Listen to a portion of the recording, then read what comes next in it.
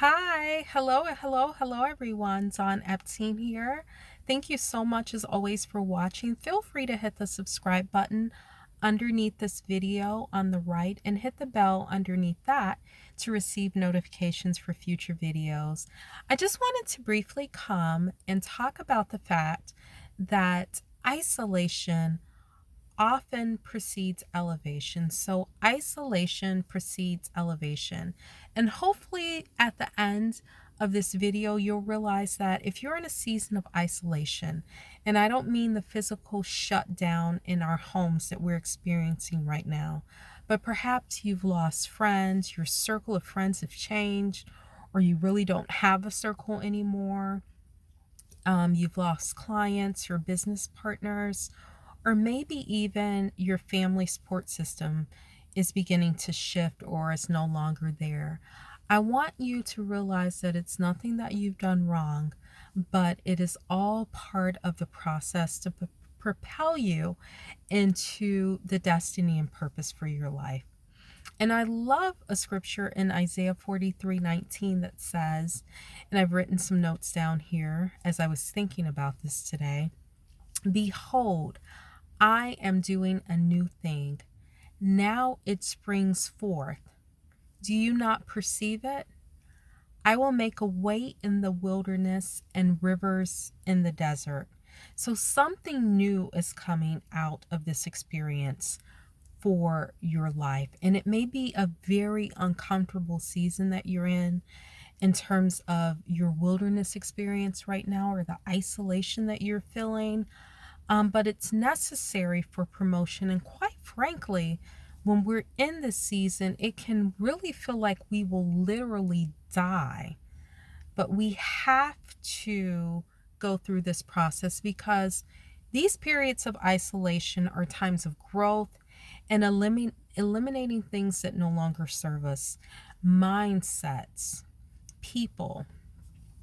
And I wrote down eliminating things from Egypt that no longer serve us before propelling us into the promised land or into the purpose and destiny for our lives.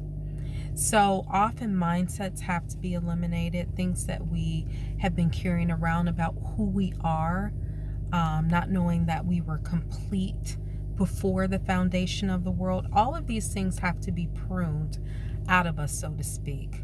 And if we stop the process now, this uncomfortable wilderness experience, isolation, often we'll have to repeat it anyway. You have to go through this before you enter your destiny, the destiny and purpose for your life. We'll have to repeat it, or we prolong the process, as we see in Exodus, Numbers, Deuteronomy with the children of Israel, in terms of they were supposed to be in the promised land in 11 days by many historical accounts, by historians, but it took them 40 years. So we definitely do not want to repeat or prolong the process. We want to trust and go through the process. And we have to realize that nothing changes externally until it first changes internally. Nothing changes externally in our lives until it first changes internally, until we discover who we are and who we were created to be. And once our inner image is changed, often external circumstances will change, and we will be ready to receive the promise, the purpose, the destiny for our lives. So I hope this is encouraging you today. If you feel like, what is the point? Why am I in this season?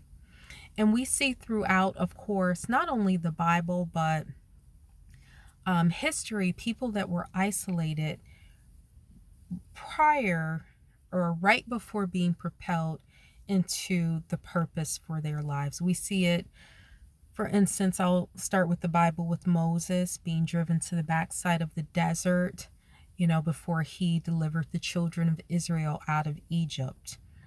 We see it with David being isolated as a shepherd before being anointed king. We see it in the life of Paul being sent into the wilderness for 3 years. And of course, in the life of Jesus, being in the wilderness, tempted for 40 days prior to being thrust into his public miraculous ministry. We see it in the life of Winston Churchill, who was isolated and estranged from his own political party for 10 years before becoming the Prime Minister of Britain at 62 years old. And we also see it, of course, in the life of Nelson Mandela, who was isolated in prison for 27 years before becoming the first Black president of South Africa in his 70s. So it's important for us to maintain a good attitude when we're in these wilderness experiences and realize that these experiences, or this experience you may be having right now, is not meant to kill you or break you, but it's actually a place of promotion, and you're in a great position right now. So thank you as always for watching. Again, I appreciate all of your comments, your insight in terms of how you may be dealing with your own season of isolation, and maybe it will help other people. I appreciate those comments, your likes, and for sharing this with other people. And also you can look below this video and see some of the things that we're doing in terms of the hotline and some of the new things that we're doing that you can get involved with. So be encouraged, stay strong during this time. This is your time. This is a place of blessing. Again, thank you so much for watching as always, and I will definitely be talking to you soon. Have a good night.